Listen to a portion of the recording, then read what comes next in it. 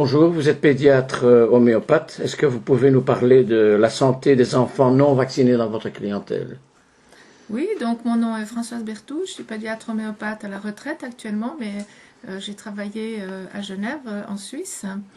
Et c'est vrai qu'en tout cas parmi les enfants que j'ai eus dès tout petit ou même dès le ventre de la maman, et surtout parmi ceux qui ont choisi de ne pas faire de vaccin du tout, c'est remarquable la bonne santé de ces enfants qu'on ne voit jamais en fait, hein, et qui n'ont pas les otites chroniques et les bronchites de tous leurs petits amis de l'immeuble. Donc c'est un sujet que j'ai beaucoup étudié.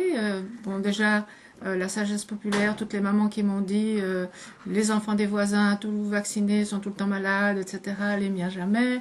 Quelqu'un qui me dit moi ma fille de 16 ans, elle n'a jamais reçu de vaccin, quand elle est malade ça dure 3 jours, des choses comme ça. Donc le quotidien de ce type de médecine.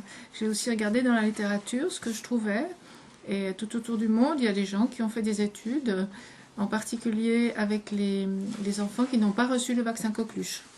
Donc, ce qui a été fait par Michel Audin, d'une part, et d'autres chercheurs. Michel Audin, qui est un chirurgien obstétricien français, qui maintenant est à Londres, et qui étudie les conséquences du très jeune âge sur la pathologie de l'adolescent ou de l'adulte dans son institut.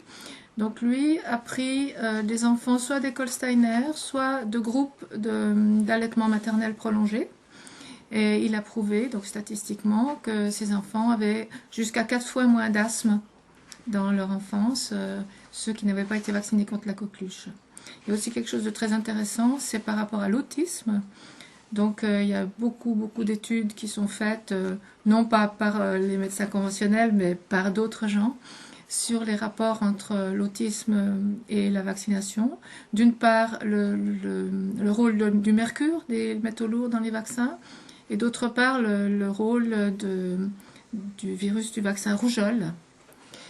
Et l'autisme est un problème de comportement qui est 100, 200, 300 fois plus fréquent maintenant que quand il a été décrit il y a une 50aine d'années, et beaucoup de chercheurs attribuent ce fait aux vaccinations et à d'autres pollutions comme les amalgames dentaires, etc. Et il a été prouvé dans 2 communautés importantes aux États-Unis. D'une part, la communauté des Amish, qui sont des gens qui vivent à la campagne avec des rites qui datent de plusieurs siècles en arrière. Et dans une autre communauté à Chicago, où des médecins font des accouchements à la maison, ça s'appelle Home First, et suivent des dizaines de milliers d'enfants qui sont très peu vaccinés ou pas vaccinés. Et ils voient aussi qu'il n'y a pas d'autisme et qu'il n'y a pas non plus, qu'il y a aussi beaucoup moins d'asthme dans ces populations-là. Est-ce que vous pouvez nous parler de ce qu'on appelle le drainage homéopathique des vaccinations? Voilà, oui, ça c'est un sujet très intéressant. Donc certains homéopathes drainent ou nettoient en fait les vaccins avec des médicaments comme le Thuya, comme le Silicea, etc.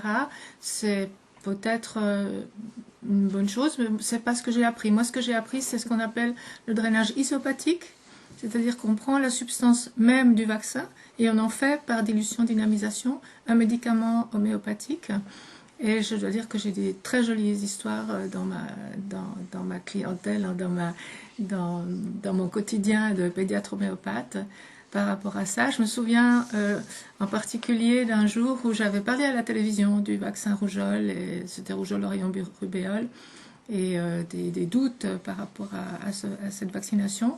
J'avais eu 2 ou 3 téléphones, dont une maman qui me disait, écoutez, je ne sais pas si vous pouvez faire quelque chose, parce que depuis ce vaccin, mon enfant est éteint.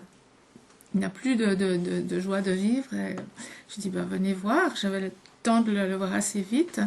Et je me souviens très très bien de cet enfant qui avait, je ne sais pas, 15 mois ou 18 mois, et qui était sur les genoux de sa maman et qui était complètement endormi. Je veux dire, voilà, et la maman disait, oui, il n'a plus de vie en fait. Hein. Et je lui ai donné chaque semaine ce que je donnais d'habitude, 30 cas, 200 cas, 1000 cas, 10 000 cas de l'isopathique du vaccin. Et j'ai fait revenir cette dame. C'était pas mon habitude de faire revenir les gens. Je leur disais pas de nouvelles, mais là j'avais vraiment envie de voir. Et j'ai vu un petit enfant complètement transformé. absolument vivant, commençant à faire du bruit dès son entrée dans la salle d'attente. Et la maman m'a dit c'était fascinant. À chaque dose, il s'est réveillé comme une fleur qu'on arrose en fait. Hein. Et il y a plein d'autres histoires comme ça. Bon, ça ne veut pas dire que ça marche toujours, ça ne veut pas dire allez-y, vaccinez joyeusement, on va pouvoir vous drainer, aucun problème. Donc, vacciner, pas vacciner, c'est un immense sujet. En tant que praticienne, ce que j'essayais de chercher, c'est ce qui était juste pour cette famille-là. Hein, il y a des familles pour lesquelles c'est juste de ne pas vacciner du tout.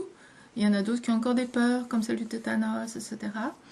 Donc, quand je faisais des vaccinations, je suivais toujours avec le drainage, même quand il n'y avait pas de symptômes.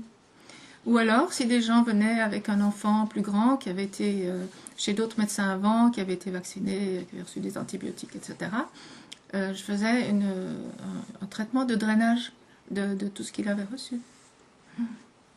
Merci beaucoup. Je vous en prie.